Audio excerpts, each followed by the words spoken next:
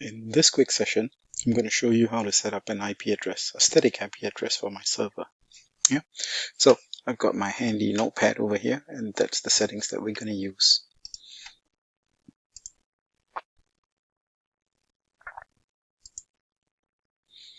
So let's find our NIC card or network card. Let's go into IP4 and set up the address. So 10.10.10.1 subnet mask 255.0.0.0. We're going to leave the gateway empty for now, and our preferred DNS is going to be 10.10.10.1, which is the same address as the server.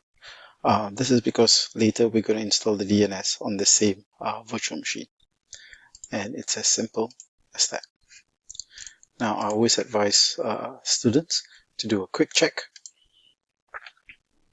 and let's see if our IP address has gone in or not. And the easiest way to do this is by opening up a command prompt and just typing in ipconfig/all. Oops, if only I can type today.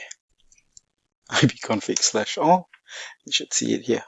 So IP address 10.10.10.1, subnet mask 255.0.0.0 with a DNS server IP of 10.10.10.1. Perfect.